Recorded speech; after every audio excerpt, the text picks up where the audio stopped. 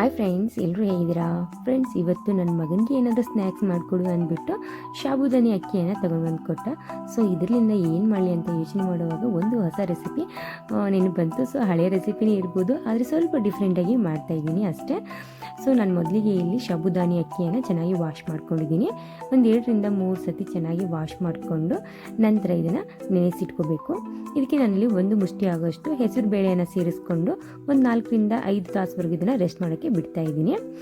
Time ಇದ್ದರೆ ಬಿಡಿ, ಇಲ್ಲಾಂದರೆ ಕಡಿಮೆ ಹೊತ್ತಲ್ಲಿ ಕೂಡ ನೀವು ಬಿಡ್ಬೋದು. ನಂತರ ನಾನಿಲ್ಲಿ ಶೇಂಗಾವನ್ನು ತೊಗೊಂಡಿದ್ದೀನಿ, ಕಡಲೆಕಾಯಿ ಕೂಡ ಅಂತೀವಿ. ಸೊ ಇದ್ರ ಸಿಪ್ಪೆಯನ್ನೆಲ್ಲ ಸಪ್ರೇಟ್ ಮಾಡ್ಕೋಬೇಕು. ನಂತರ ನೆನೆಸಿಟ್ಟಿರುವಂಥ ಸಾಬುದಾನಿ ಅಕ್ಕಿಯನ್ನು ನಾನಿಲ್ಲಿ ಒಂದು ಪಾತ್ರೆಗೆ ಸೇರಿಸ್ಕೊಂಡು 1 ಚಮಚದಷ್ಟು ಅಕ್ಕಿ ಹಿಟ್ಟು, ನಂತರ ಕಡಲೆ ಬೀಜ ಏನು ತೊಗೊಂಡಿದ್ವಲ್ಲ ಅದನ್ನು ನಾನಿಲ್ಲಿ ತರಿಯಾಗಿ ಪೌಡರ್ ಮಾಡಿ ಸೇರಿಸ್ಕೊಂಡಿದ್ದೀನಿ.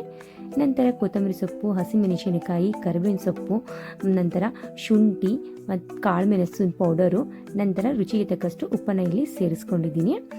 ಕಾಳು ಕೂಡ ನೀವು ಸೇರಿಸ್ಕೋಬೋದು. ಎಲ್ಲವನ್ನು ಸೇರಿಸ್ಕೊಂಡು ಚೆನ್ನಾಗಿ ಮಿಕ್ಸ್ ಮಾಡ್ಕೋಬೇಕು. ನೀವು ಖಾರ ತಿನ್ನೋರಾದರೆ ಖಾರದ ಕ್ವಾಂಟಿಟಿಯನ್ನು ಜಾಸ್ತಿ ಮಾಡ್ಕೊಳ್ಳಿ, ಇಲ್ಲಾಂದರೆ ಹಸಿಮೆಣಸಿನ್ಕಾಯಿ ಪೇಸ್ಟನ್ನು ಕೂಡ ನೀವು ಸೇರಿಸ್ಕೋಬೋದು.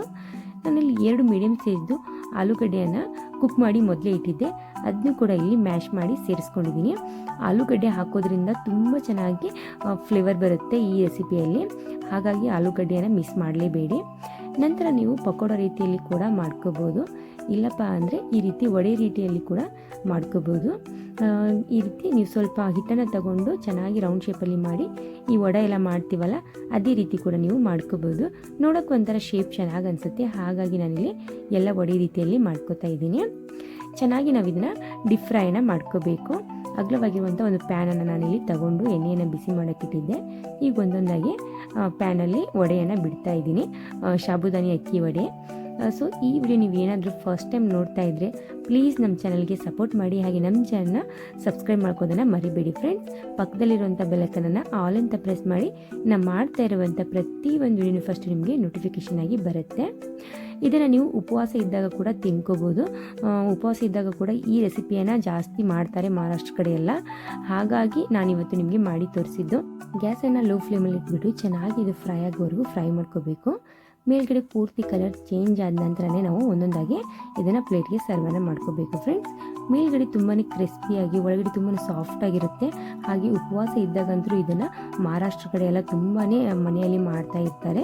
ಸೊ ನಿಮಗೇನಾದರೂ ಈ ವಿಡಿಯೋ ಸ್ವಲ್ಪ ಏನಾದರೂ ಯೂಸ್ಫುಲ್ ಅನಿಸಿದರೆ, ಇಷ್ಟ ಆದರೆ ಪ್ಲೀಸ್ ನಮ್ಮ ಚಾನಲ್ಗೆ ಸಪೋರ್ಟ್ ಮಾಡಿ, ಹಾಗೆ ನಮ್ಮ ಚಾನಲ್ನ ಸಬ್ಸ್ಕ್ರೈಬ್ ಮಾಡ್ಕೊಳ್ಳೋದನ್ನು ಮರಿಬೇಡಿ ಫ್ರೆಂಡ್ಸ್. ನೀವೇನಾದರೂ ಇನ್ನೂವರೆಗೂ ಈ ರೆಸಿಪಿನ ಟ್ರೈ ಮಾಡಿಲ್ಲ ಅಂದರೆ ಇವತ್ತೇ ಟ್ರೈ ಮಾಡಿ, ತುಂಬ ಅಂದರೆ ತುಂಬಾ ರುಚಿಯಾಗಿರುತ್ತೆ. ಸೊ ಈ ವಿಡಿಯೋ ನಾನು ಇಲ್ಲಿ ಮುಗಿಸ್ತಾ ಇದ್ದೀನಿ. ಈ ವಿಡಿಯೋ ನೋಡೋದಕ್ಕೆ ಥ್ಯಾಂಕ್ ಯು ಸೊ ಮಚ್.